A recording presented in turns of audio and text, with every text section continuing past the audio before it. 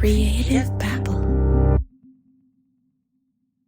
If you're caught up on the Who's Afraid of LaDonna Humphrey series, don't worry because there are brand new episodes on Patreon and Pretend Plus on Apple Podcasts right now. Plus, there are 9 bonus episodes for you to binge. To say that this is the craziest season I've ever worked on is an understatement, and it's unfolding in real time. So don't miss out. Subscribe today on Patreon or Pretend Plus on Apple Podcasts.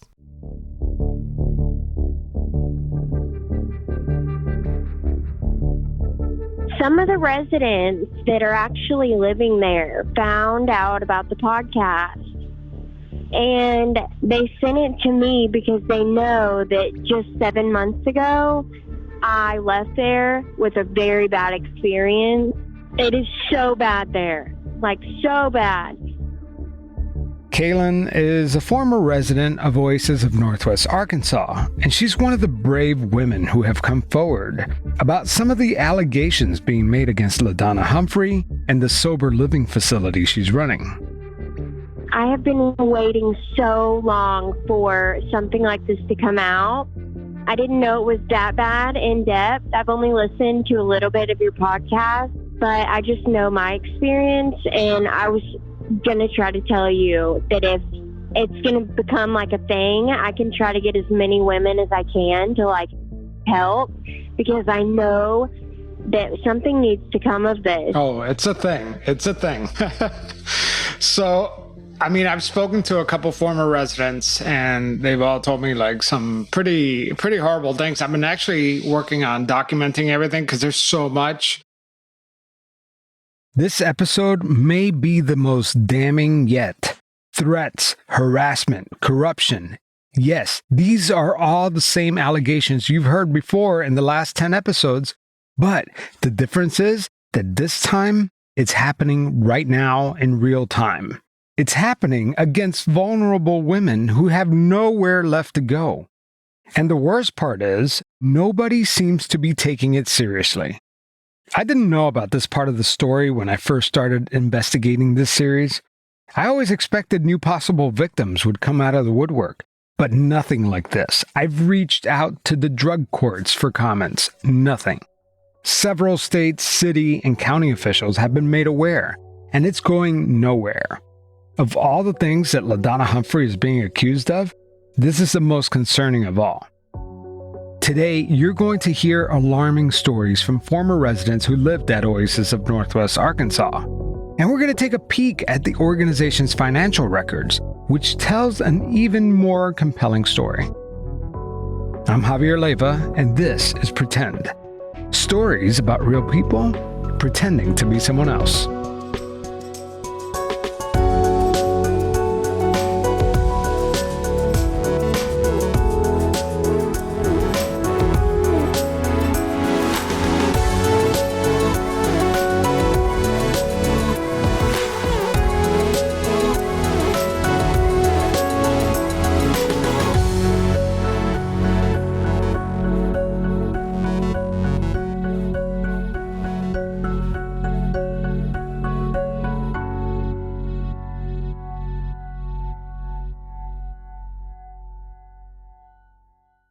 You're a podcast listener, and this is a podcast ad. Reach great listeners like yourself with podcast advertising from Lips and Ads. Choose from hundreds of top podcasts offering host endorsements, or run a reproduced ad like this one across thousands of shows to reach your target audience with Lips and Ads. Go to lipsandads.com now. That's LIBSYN ads.com.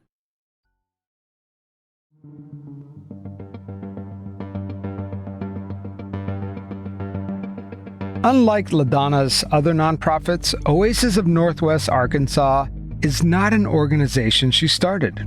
Anthony Christopher, LaDonna's former employer, tells me that LaDonna began working at Oasis of Northwest Arkansas shortly after he fired her.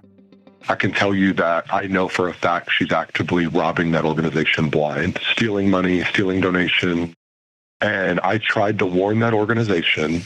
I said, you do not know who you're dealing with here. You really need to watch out. They gave her all the information I sent to them. And within months, she had that woman fired and had replaced her job and started rotating all the board members out to people that were her friends. Today, Oasis of Northwest Arkansas operates unlike any nonprofit I've ever seen. One look at public records, and you will see questionable accounting practices and potential financial red flags. For starters, LaDonna Humphrey is listed as working 65 hours per week as a director, but only receives $15,600 in compensation, which comes out to $4.62 an hour, violating Arkansas's minimum wage laws. Why is she working so many hours for such little pay? Something's not right. Not only that, but there's also these mysterious professional fees totaling $58,000. But for what? We're not sure. Then there's a dramatic increase in printing and postage fees. It went from $53 in 2020 to $7,500 2 years later. The dollars just don't add up.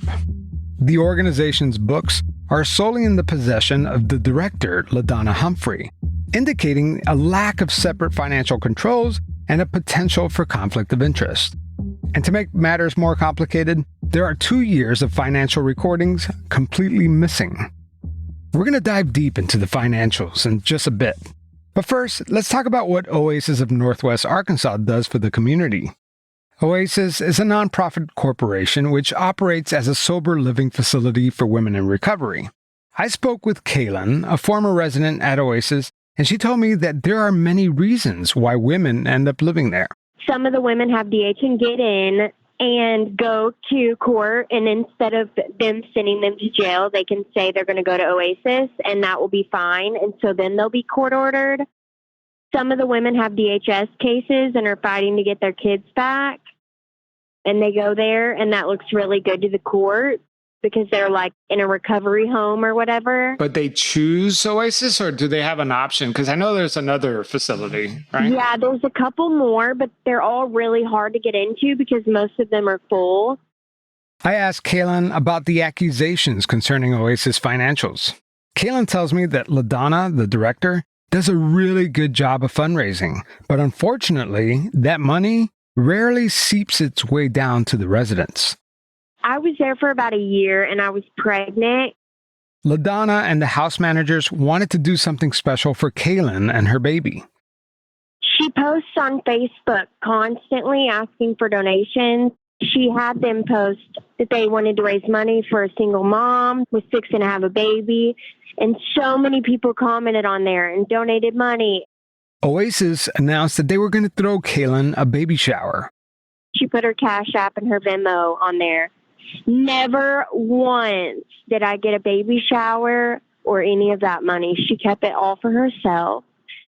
So basically, you're saying either LaDonna or one of the managers posted on Facebook asking for donations for this baby shower for you, right? Your baby shower. We were supposed to be planning one. Honestly, Oasis never did it. It was a couple of the ladies that I was close to at the house. They got me a couple gifts. But there was no, she took every bit of that money for herself, and it was like a thing. Do you know how much? I'm not sure on an exact amount because literally she posted her Cash App tag on there for people just to send it to her for me. Wow. So it wasn't even like a GoFundMe or something like that. It was just like straight up Cash App. It was straight to her Cash App. And was it at least the Oasis of Northwest Arkansas Cash App, or was it her personal one? I believe it was the Oasis one. LaDonna has a history of playing fast and loose with the Oasis account for non-Oasis activities. For example, she accidentally sent Jessica Brown, the death fetish forum operator, an email from the Oasis account. Remember that? One time, LaDonna was logged into a website known for posting disparaging things about her alleged victims, thinking that it was the Oasis account.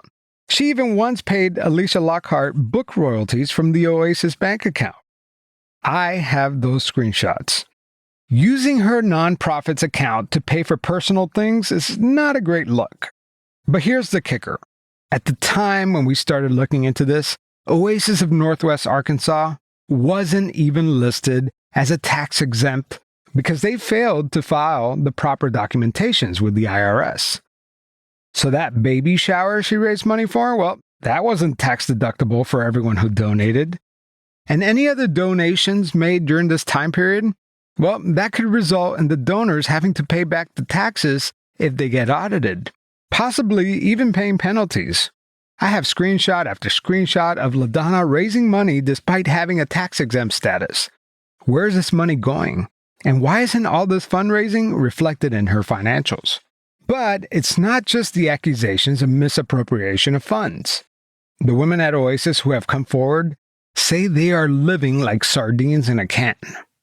There's probably about 10 to 15 women living in one home, which I'm sure that's not even legal for what they're doing. Describe, because I've spoken to other residents, but like paint this picture for me, because I don't think people understand. She has about 4 to 5 bunk beds in each bedroom. And how many bedrooms are there total in each house? 4. And so in each bedroom, there's about, I'm guessing, how many people? Probably 1, 2, 3, 4, at least 6 to 8. There's 4 beds, but you're telling me there's 8 people per room? With bunk beds in them, like probably at least 3 to 4 bunk beds. Okay. Yes. Literally like jail. Like how they set up jail. It's literally set up like that. I looked into it. The City of Bella Vista Building Division, where the 2 Oasis homes are located, told me that if each house is about 1,700 square feet, the home should only accommodate 9 occupants. But according to some of the former residents I spoke to, there are roughly 15 women and children living in each house at any given time. That's 6 more people living in that house than fire code allows. But let's just say that there are 9 residents staying in each house. According to the Oasis website, it costs a woman $135 per week to live in one of the homes provided by the nonprofit. 9 residents, 2 houses, $135 a week times 52. The annual revenue for the rental payments would be approximately $126,000. This type of revenue is not reported anywhere in the 990 forms that have been filed with the IRS, raising suspicion that the rental payments are being diverted maybe somewhere else. But let's get back to the issue of crowded living conditions. I was there because I got my kids taken, and I was there to get them back. Well, she was telling DHS that we all had our own bedroom because part of DHS's rules is you have to have your own bedroom with your children. You were saying that there's 3 bedrooms, 4 bunk beds, but some of the women were saying that the moms had to share a bunk bed with the kid. I was sharing a twin-size bed, and I have 3 kids, 3 children. And you're saying that all 3 of your children, including yourself, were in the bunk bed? Yes. In that one bed, like a twin mattress? In the bottom, we ended up on the bottom bunk, and we were all on one twin-size mattress. Get out of here. You and 3 kids. How old were these kids? 4, 2, and 9 months. So there's 4 of you in this bottom bunk, which is maybe bigger than a twin mattress, or it is a twin mattress? It is a twin mattress, maybe littler. I can't even imagine that. So then above you, I'm guessing there's another woman? Yes. Possibly with a kid, maybe? Most of the time, there's only maybe like 2 or 3 women there that have kids, but they're all pretty much in the same situation. Okay, so you're in the bottom bunk with your 3 kids. Above you, there's probably a woman, and then across the room, there's 2 other women? Yes. Wow. I've received complaints from former residents that at one point, the washer was broken for a month. They say LaDonna refused to fix it until they got a new donation. The Wi-Fi was also reportedly down for 2 months. One day, a resident asked LaDonna if she could install a smoke detector in one of the rooms. LaDonna said yes. I've seen the text thread. You're telling me that this house is overcrowded beyond what is allowed by the City of Bella Vista ordinance, and it doesn't even have a smoke detector in the room? Here's another thing. Some of the residents are saying that there's no smoke detectors. The washer and dryer is always broken. The Wi-Fi, she just doesn't pay the bills. And the other day when the AC went out, it was out for 3 days, according to the person who messaged me, and it was over 100 degrees outside. The Wi-Fi, constantly it's going out, and she'll make it seem like, oh, the cable company isn't working again. But then she'll pay it, and it'll come right back on the next day.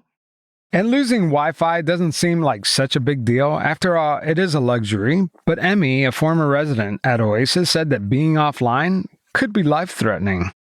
We went a whole month without Wi-Fi, and Emmy's daughter is on an owlet socket and to monitor her oxygen level in her blood because Emmy's baby is a preemie.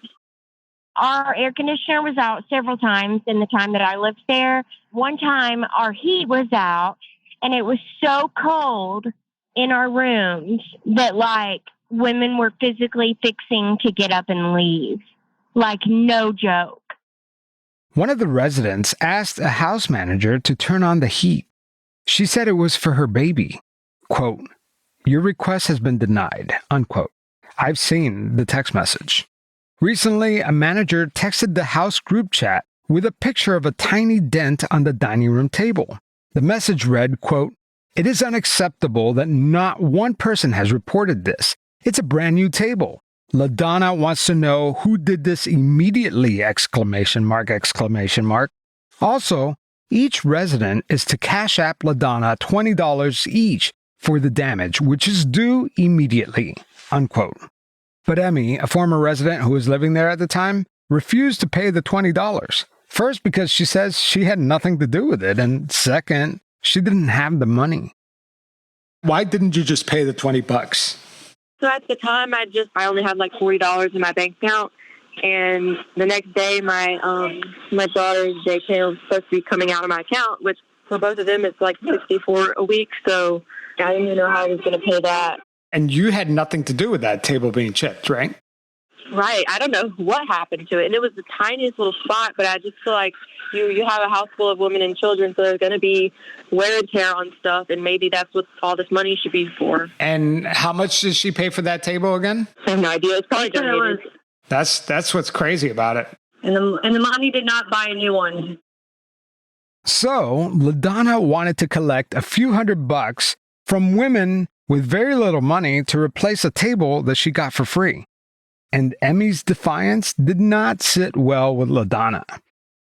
LaDonna chimed in the group text and said, quote, "Everyone is to pay $20. It is disappointing that all of you are not more responsible. Shame on you, exclamation mark," unquote.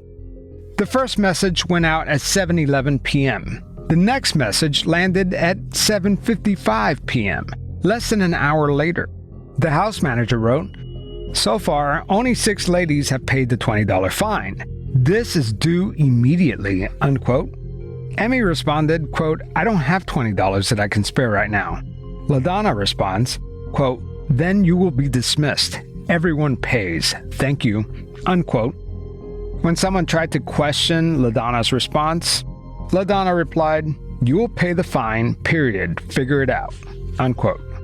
She made Emmy leave at 10 o'clock at night with her 2 babies. Yeah, I had like 30 minutes to get out, basically. Again, Emmy and her child were kicked out at 10 p.m. at night with nowhere to go, all because of a chip on a donated table. These women say they feel like prisoners.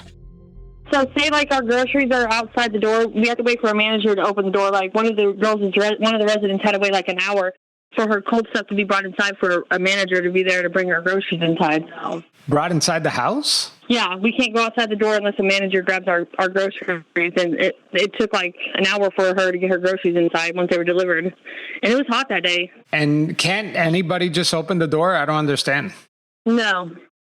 I couldn't believe this. So I had to ask Kaylin, who also lived at Oasis. So one of the residents told me that they cannot freely come in and out of the Oasis house. If she's leaving, she can walk out the door, but she can't turn around and open the door if somebody's there or something like that. Like, could you explain to me like what she's talking about? Does that sound right to you? So it's kind of, the only managers are like women that have lived there for a couple years. I guess their idea of doing that is so that way, like, people don't know who all is living there. Like, if an ex-boyfriend or something was to show up for one of these women, like, nobody is to open the door except for a manager. But we cannot go outside whenever we want to. Like, we literally have to have if we do get a Walmart order, we have to have a manager. If there's a DoorDash, anything, we have to have a manager open the door for us. to get that. Okay, but other than the grocery delivery, are you free to go in and out as you please? We have trackers. We have to download the Live 360 app on our phone, and she monitors our every move. She knows exactly where we're going. You can leave, kind of, but we have curfew. They know where we're at all times. And I say that you can go wherever, but honestly, like, she could see that you're somewhere, like, at a Walmart, and you're taking too long, and it would piss her off. And she would want you back home immediately. Halfway houses, also known as transitional living facilities, can have rules and regulations in place that allow them to track the location of the residents. This is often done to ensure compliance with the terms of their release program and promote safety. There's absolutely no privacy. At Oasis, residents are often subjected to long early curfew periods, sometimes lasting 20 days at a time. That means no one is allowed out of the house past 7 p.m. unless they're working. Let me ask you questions about case managers. That you're supposed to have a case manager. That doesn't happen. Halfway houses are generally expected to offer case management services to support residents during their transition. Case managers play a crucial role in assisting residents with their transition from incarceration to more of an independent living. According to the Oasis of Northwest Arkansas handbook, it indicates that case management is a mandatory program expectation. That is never assigned to you there. I don't even know why it's. But the place I live now, there's actually 3 or 4 case managers. And if I'm having a problem with my food stamps or just anything, they're like my assistant, kind of. Like, they will help me do it all. And that's like what a case manager should be. They help you with like everything that you need help with. At Oasis, there is nothing even close to that.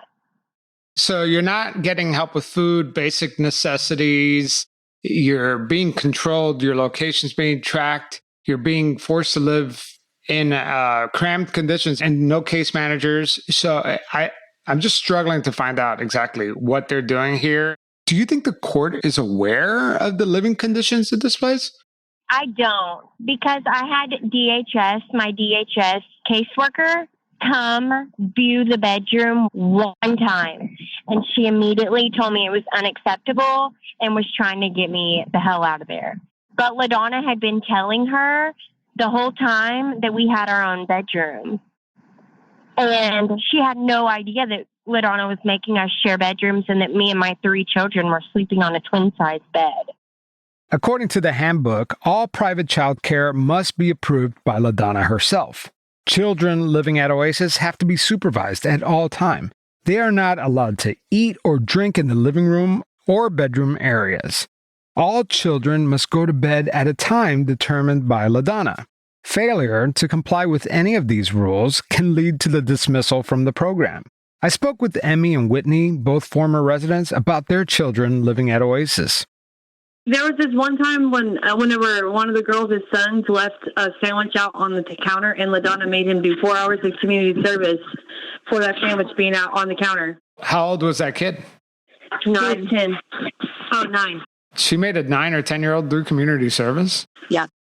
And they're right. In one text message I received, LaDonna messaged the house group chat a picture of 2 sandwiches left on the counter. One of the residents replied, saying that her 9-year-old son was the one responsible and that she had him clean it up. LaDonna responded, quote, "He owes me 2 hours of community service," unquote.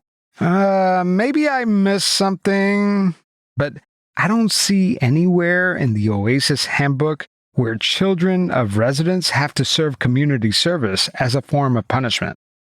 I know women have talked about the history of it, and basically they said that the way it is ran now is nothing like it used to be ran. Everything was provided to them. They had meals provided, and LaDonna took over, and it just became like a boot camp almost. She treats these women like crap. She makes them respond to her, "Yes, ma'am, yes, ma'am." Oh, so is that a thing? Because I have noticed that in a lot of the screenshots, everybody's like, yes, ma'am, yes, ma'am. It is. Oh, interesting. Listen, I've covered a cult, and these messages that I'm reading give me cult vibes. One of the house managers shot a message declaring that sodas are now considered contraband. The residents responded, yes, ma'am. In one group text, LaDonna issued a general warning, quote, ladies, I can dismiss you or write you up, either one, if you don't comply with the direct orders such as assigned homework. So save your complaints seriously. You would be lucky for getting written up for noncompliance because the handbook clearly says that I can dismiss you. Dismiss was in capital letters. And trust me, at least 2 of you are about to be dismissed. This is sober living and we have rules. You will follow those rules or you can move out. Are we on the same page? Question mark, unquote. Followed by, yes, ma'am, yes, ma'am, yes, ma'am. In another group message, LaDonna threatens to send one of the women for drug screening as a way to get her to confess to something. Tell me the truth or I will send you to the lab. If you fail, you're out. The residents replied, quote, yes, ma'am, yes, ma'am. LaDonna responds to one of those residents, saying, quote, you're the one that I'm sending, FYI, unquote. The woman replied, yes, ma'am. Here's the thing. Wouldn't a legit sober living facility set up a meeting or pull that person aside and ask them about the drug use? Why threaten this woman in a group text? Let's set aside the professionalism for a second. This is clearly a power grab and an intimidation tactic. Not to mention possibly a HIPAA violation. I wonder if the Benton County Drug Court is okay with this type of bully behavior. They have yet to respond to any of my calls or emails. Just to give you a sense of the hostility that goes on at Oasis, listen to this voice memo LaDonna sent Alicia while they were still on good terms. I had an issue with a resident today who told me that she wanted to swing on me. I said, well, you do that. You take a swing. I'm going to give you one shot, but you better make sure that you knock me out with that one shot.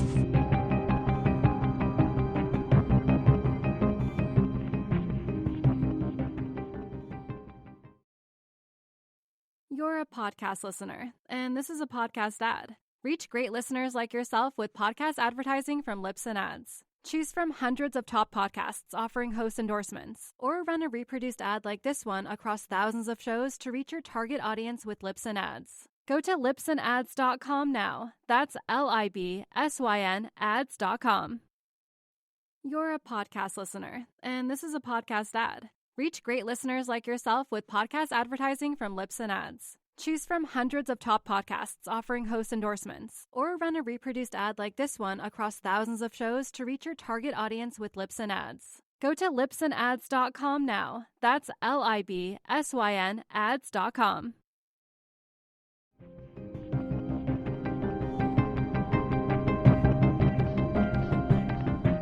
Some of the hostility, I have a lot of messages, especially from former residents, saying that everyone's pretty much scared of LaDonna Humphrey. Is that true? Would you agree with that? Yes. Why are people so afraid of her? Mainly because most of these women are coming straight out of jail or leaving a domestic abuse relationship. And Oasis is supposed to provide this comfort and stuff for them. But instead, it's completely manipulative and it's so bad. Like, she will literally threaten to kick you out on the daily. She'll let you know how easy it is for your spot to be replaced. And she means it. And some of these women don't have family. They don't have friends. Just like we didn't. I have no family. I had nowhere else to go. That's why I was there for almost a year. And she was constantly threatening my position there. So she gives you 3 strikes, 3 write-ups is what she calls them. And I mean, you can get a write-up for like doing the dishes and leaving something in the dish drainer, like to dry. You can get a write-up for that. You can get a write-up for anything. Like, she'll give you the dumbest write-up. And sometimes she'll make you go outside and work one off if you're close to getting kicked out. But I've watched probably 3 or 4 women. And when you say that, you mean like go work out in the garden or something like that? Or do stuff for her. And then what happens if you don't do that? Then you are basically like aware that you're keeping that write-up, and if you get 3, then you're gone. And what happens if you're gone? The minute you get that 3rd write-up, she will tell you to pack your shit and leave. And these women are like getting out of jail or leaving bad men, and they're going right into the situation with nobody to call, nobody to turn to, I don't even know who to tell. She hasn't technically done anything so illegal that I could call the police. But then again, it's a lot, Yeah. Whenever I left there, I felt like I left a domestic abuse relationship. I'm not even kidding. Getting out and having nowhere to go is bad, but for some of these women, getting kicked out means going to jail. Here's Whitney. She told me about an incident involving her son. One day after church, her son ran out and couldn't be found. He ran out of the church building, and I noticed him gone immediately, and we went looking for him, and we found him. And unfortunately, he ran up by the road, but there was a lady there that grabbed him, and the cops got called, and I didn't get in any trouble because it was a freak accident. He was only gone for like 4 minutes tops. I didn't tell LaDonna about it. LaDonna just said I needed to leave, but I had till 7 p.m., which in the rural handbook, it says 24 hours, and I only had till 7 p.m., and I got off at 5 that day, and all my stuff was packed. The Oasis of Northwest Arkansas handbook rules regarding dismissal from the program do not specify a required notice period before a resident is asked to leave. However, less than 24 hours notice and kicking a woman and her child out at night seems particularly cruel, especially when it's not clear what rule Whitney violated. And so when I went to court, I was getting kicked out for not telling her to talk to the cops and bad attitude, and then I ended up having to do 2 days in jail because of it. When you are dismissed from a sober living facility, that facility typically reports the incident to the court or to your probation officer.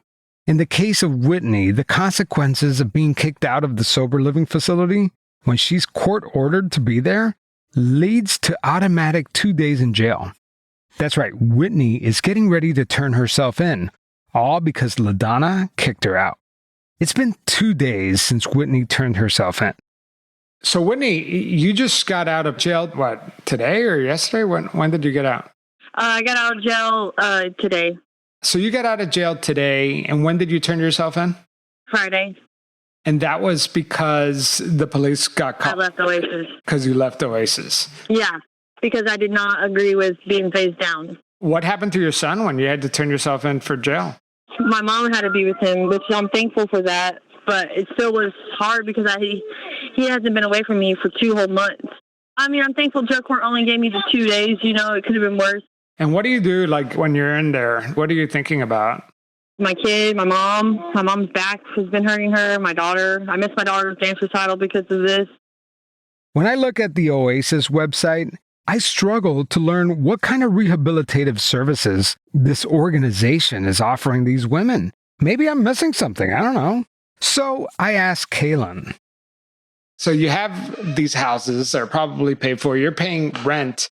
Are you getting help with any food, any transportation? Absolutely not. That's another thing. Nothing is provided for you, but if you go on the Oasis website, it says you're provided transportation, you're provided so much stuff. You're not provided anything there. According to the Oasis of Northwest Arkansas handbook, it appears that there are Oasis-owned vehicles available for use by residents under certain conditions. But according to the residents I spoke to, nobody has ever seen these cars. If we are provided transportation, it's from the women that came to live there with cars, and they may be able to take us to work, but most of the women are Ubering to work every day. What is Oasis providing these women? That's what every woman there, that's what goes through their mind, because we literally have no idea where our money's going.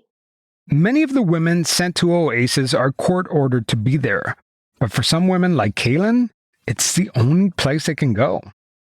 But you weren't court ordered, right? You chose to go there to make your case look better? Yes. Is that right? So why couldn't you go somewhere else? Like, couldn't you band together, like two women get together with $1,000 a month? I mean, why not? Yes, I talked to other women about stuff like that. And at one point, I made such good friends with a couple of the girls that we almost did that. But around the Bella Vista, Bentonville area, everything, like apartments are so expensive. And some of us didn't even have cars. I mean, me and this girl didn't even have cars. And so it was easier for us to deal with her shit. If she even finds out that these women are looking at apartments behind her back, she'll kick you out that night. And that I have personally seen. Nay Hines, who you heard from in part 3, is a licensed medical professional, and she's had the misfortune of dealing with LaDonna's wrath. Nay says she's worried about the Oasis women. I am a psychotherapist. This is what scares me. The women that are in crisis that she is claiming to help, with her MO, she is somehow, some way, in the way she operates, my fear is that she is continuing this fear, planting seeds of fear within the women in this nonprofit, creating an environment where they have to be reliant on her. And she plays the savior that she very well could be tormenting via spoof, via email, just planting seeds of fear to make them reliant on her. And a former resident tells me it's not only LaDonna they have to worry about. I've heard that there's one of the board members is accused of having sexual relations with the resident. Are you aware of this? Absolutely. Well, the board member, his name is Robert Haggard. He is her quote unquote like adopted son. She basically took him under her wing. He has tried sleeping with residents constantly. He'll message them on Facebook, try to sleep with them. At one point, LaDonna made us all block him because he became such a creep. But if anything happens in the house, she sends him and only him as the repairman to come do it in a house full of women, us knowing what a creep he is. It's terrible. It's like he's a freaking creep so bad. I've seen a screenshot with one of the residents admitting that she was dating Robert Haggard. Then, in another screenshot, LaDonna messages all the residents of House 38, one of the 2 Oasis houses, and says, quote, I need each of you to private message me the answer to this question. Have you now or ever seen a man on the Oasis campus hang out in the bedroom for hours on end with the intention of sex or just hanging out? The only men allowed there are service workers, and they get their job done and leave. Or they are there to discuss issues with a resident if they are a board member. If you have seen otherwise, I need to know immediately. Either way, please message me today. Unquote. Then, in another group text to House 38, LaDonna sends out a message, quote, ladies, please block Robert Haggard on Facebook, unquote. It was followed by a stream of replies, yes ma'am, yes ma'am, yes ma'am. Listen, it seems clear that LaDonna was made aware that something was going on. It's also important to know that it appears Robert Haggard is still on the board. I know that whenever I was there, she told us all to block Robert on Facebook and share our experiences. And I did because I was pregnant at the time. And he was sending me messages, calling me beautiful, telling me I was doing a great job. And so I sent her my experience, and it was kind of pushed under the rug. Like a couple weeks later, he was there alone. She doesn't want to spend the money to hire somebody to come fix shit about the house. She will have him come fix it for her. Robert Haggard, one of the board members at Oasis, has a lengthy criminal record. One report shows 80 possible criminal infractions for various crimes, including writing hot checks. He's been busted for drugs, meth, coke, heroin, fentanyl, burglary, identity theft, DUI, and so on and so on and so on. Although he's never been charged or convicted of any sex crimes that I know of. In 2015, Haggard was accused of committing identity fraud, going on a shopping spree with someone else's credit card. The next year, he had a bench warrant issued for stealing a GMC truck from his employer. He ended up pleading guilty for property theft, identity fraud, and residential burglary, which is a Class B felony. He was sentenced to 6 years in prison, and in addition, 10 years if he violated the conditions of his sentence. In 2021, the court stripped away Robert Haggard's paternity rights. It seems for failure to pay child support. And now it looks like he's being accused of preying on vulnerable women, women with addiction struggles, women who are sometimes court-ordered to live at Oasis. There's some people that only see one side of LaDonna, and there's the women that actually live there. Some people in the community think like she's doing amazing work for women, but they have no idea what these women are really going through. But, I mean, who's going to believe a woman who just got out of jail and she's a junkie versus LaDonna who runs a whole Oasis, you know? Yeah. Well, are things better for you personally now that you've left there? Oh, my gosh, yeah. Even living there, I didn't even realize how truly bad it was. How would you compare it to the place that you're at now? They don't force us to do anything at all. They don't threaten your place to live, you know? They don't say, you'll be kicked out in 24 hours if you don't do this. It's not even close to like that. They actually focus on your mental health where I'm at now. They focus on helping you transition into the real world. In Oasis, there is no help transitioning you. Just to make a contrast, if you visit the Pearl website, another sober living facility in the area, you will see details about the services they offer. You will see a list of the board members and a list of the financials to show where their money is going. Pearl, well, from out here, you get half your money, like you get money back in order to get stuff you need when you do graduate Pearl. Like they're not just throwing you out to the wolves. Pearl has a car for women to use and put gas in. Not the Oasis website. No. You will be hard-pressed to find any details about the services that Oasis offers. If you scroll through the website, it's just a big giant ad talking about how wonderful LaDonna Humphrey is. But let's circle back to the accusations of financial fraud.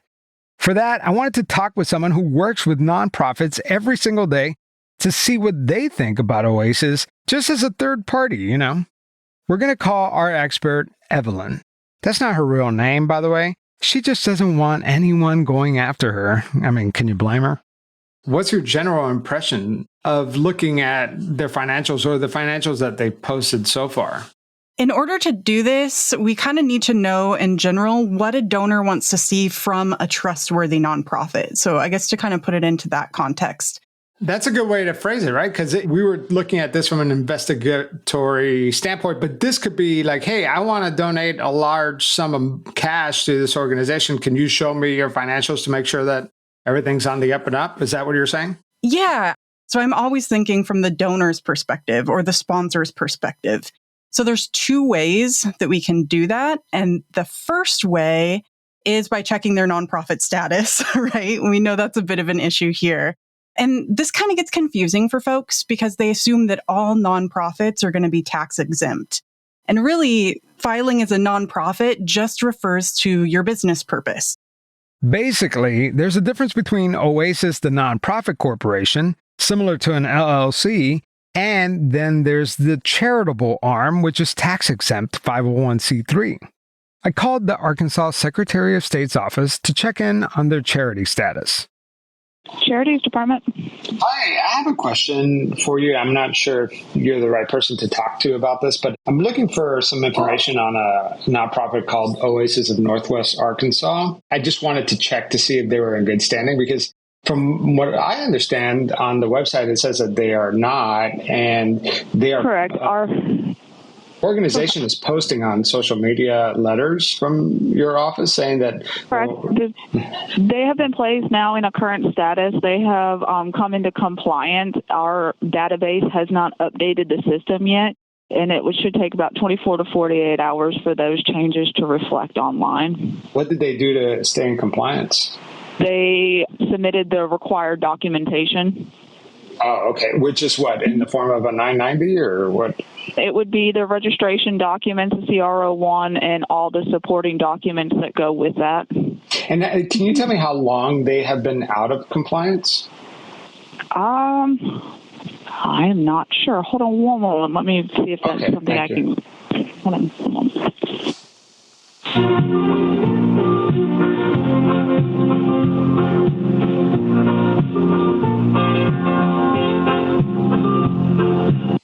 Are you there? Thank you so much for holding. Yeah, I'm still here.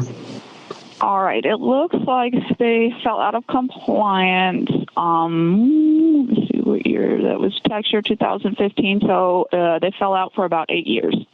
Yeah, and so what I want to understand is that you said yesterday they submitted all the forms to become compliant. I'm assuming it would be wrong for them to be soliciting donations during that time period when they were out of compliance, correct? Correct, but this office isn't an investigatory agency. We just file the paperwork that would come down from the Attorney General's office, who would investigate, especially complaints if they have fallen out of compliance. And I apologize if you're getting like a million calls about this organization. Oh, yeah. It's been a week. So let's recap. Oasis of Northwest Arkansas, according to the Secretary of State's office, hasn't been tax exempt for 8 years. 8 years! But that hasn't slowed down LaDonna's fundraising efforts. And you might ask yourself, well, shouldn't they do something about that? The Secretary of State's office says, hey, don't look at us. I mean, we just file the paperwork. Talk to the Attorney General's office. When I call the Attorney General's office, they tell me to take it up with the Secretary of State. What about the IRS? Well, they got bigger fish to fry. The FBI, well, my contacts at the Bureau tell me that they go after big multi-million-dollar fraud. I mean, not a couple $1,000s like here. So, if you are flabbergasted by this, as I am, consider writing the Arkansas Attorney General to see if maybe all of you listening can get their attention. Or use the hashtag Justice for Oasis Women and see if they start taking this issue seriously. All we're asking for is an audit or an investigation to see if these vulnerable women are getting the care that they deserve. But let's get back to the financial concerns. If Oasis of Northwest Arkansas hasn't had tax-exempt status for 8 years, why on earth do they keep raising money as a charity? I have a folder filled with screenshots of LaDonna raising money on social media. In one 2021 Facebook post, LaDonna brags about raising $13,000 from their annual haunted house. Where's that money in the financial report? In 2023, she claims 2,500 people attended the haunted house. At $10 a pop, the organization raised $25,000. That number is also missing from their IRS forms. Literally, people donate stuff all the time, like clothes. LaDonna will post on there that women need stuff and people will donate it. Instead of LaDonna taking the money and going out and fixing the air conditioner, fixing anything, she'll post on her on the Oasis page that we need somebody to donate it. If anything happens with the house, if they need a new front door, instead of going and buying one with all the money that we are paying them, they'll ask for somebody to donate to us a front door. The crazier thing is that we get grants. LaDonna got a $10,000 grant while I lived there, and none of that went to Oasis. None of it at all. She keeps every bit of the money. I would question things, I question the whole money situation and everything, and I just don't agree with it. I just don't understand, what she is doing to help better lives of women and children. Did you know that the Oasis of Northwest Arkansas has a partnership with the Walmart Amphitheater in Rogers, Arkansas? The women from Oasis can volunteer at the concession stand, and in return, they get their week's rent paid off. Basically, $135. But the question is, how much is LaDonna and Oasis making off of each event? She makes women go there, makes them, and she makes us work there, basically to make her look good and to make it look like we're volunteering and all this stuff. She gets like $2,000 per concert that we work there at the AMP, and she only allows one concert for 1 week rent. Like, that should be worth 2 weeks rent or 3 weeks rent. You know what I mean? Because that's 8 hours. It's like from 5:30 till like 11:30, or maybe less than that. Yeah, you don't get home till like 1 in the morning. Yeah. I reached out to the Walmart AMP, and they responded that Walmart AMP does not contract with Oasis for their services. I was able to find the company that does hire them. It's called Resource Solutions, and I've reached out to them for comment, and I'm still waiting on a response. Let's get back to Evelyn, our nonprofit expert. So you cracked open the 990s that are available. There are some 990s that are missing. For example, 2021 and 2023 are not available. If they make less than $50,000 a year, they could do a postcard, right? So we have some inconsistencies there. But knowing the 990s that we do have, one of the things that jumped out at me, and I'm not an expert in this, is that she reported having identical revenue as expenditure. I mean, to the dollar. It was to the cent, right? Yeah, definitely something that always makes me want to look a little bit further. I mean, I would almost want to see a little extra or a little under. And if it's perfect, it's like, are you really practicing, exactly perfect balanced books, Yeah, it almost seems like the exact number came in, the exact number came out. And it was also the fact that they were round numbers, too. Like, right. I would have expected something a little bit more detail. Let's drill deep into the expenditures, right? Because one of the expenditures is the salaries that they pay the people working within the organization. And I thought it was really interesting that LaDonna was listed working 65 hours per week as director, but only got like $15,600 in compensation. But then the previous time that we saw their financial in 2020, she was listed as working 45 hours, which is less, but received a little bit more, $30,000 in compensation. Did anything jump out at you in terms of the way she's getting paid? Just that it seems highly unlikely. I mean, that averages out to what, $4 an hour that she'd be paying herself? Yeah, like almost half of what minimum wage is in Arkansas. Yeah, definitely dropping herself all the way down. And this, I mean, hey, I'm not a math guy. I'm a creative person, right? But if the accusations are that, hey, is LaDonna using this organization as a piggy bank? The fact that she dropped her salary that dramatically goes counter to that idea. Why would somebody that's possibly being accused of stealing money from an organization pay themselves less? Wouldn't they pay themselves more? Right. Maybe it's just to appear more altruistic, So my next question is these very high, unusual professional fees, and I don't even know what that means, but they spent $58,000 on professional fees when they're only bringing in $189,000. That's like a large portion of their expenses. So how do you explain that? Yeah, I mean, that's nearly a third of their total revenue.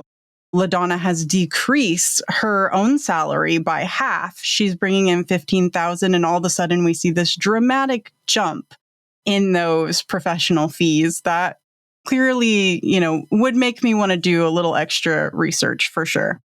By the way, I spoke with Evelyn for an hour about Oasis and the red flags concerning and surrounding their financials. I want everyone to listen to it, so I will post it as a bonus episode free of charge for everyone to listen to. Watch out for that. All of this got me wondering, what does the rest of the Oasis of Northwest Arkansas board think of all this? So I called up Jana Hines. I am on the board. And do you have any financial oversight over the organization? No. I mean, as the board does, as any board does, she's the director, and we make sure that we get finance reports and things like that. Can you explain to me why LaDonna reduced her salary at the organization? I have no idea about that. Alicia Lockhart told me that at one point LaDonna paid her for book royalties with the Oasis NWA account. Are you aware of that? No, I'm not aware of that. How do you think that could have happened? I can't even speculate because I'm not aware of that. One last question about Oasis. Do you know if they undergo any financial audit by a third party? I do not know. Oh, you don't know. So your role is basically as a general board member, I'm guessing?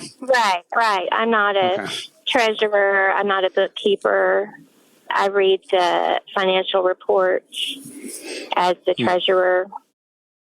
Wait, she's not the treasurer, but she reads the financial report as a treasurer. And if she reads the reports, didn't she notice that LaDonna took a massive pay cut and then had a dramatic increase in professional services? Something tells me that Jana is either playing dumb or she really doesn't know what's going on. I'm guessing it's the latter. I asked Evelyn about this. Yeah, and that makes me, pretty concerned for the board. Like, it is the board's responsibility to be overseeing the policies, procedures, bylaws, so that if you do notice something a little bit shady going on, there's a process and a procedure for this.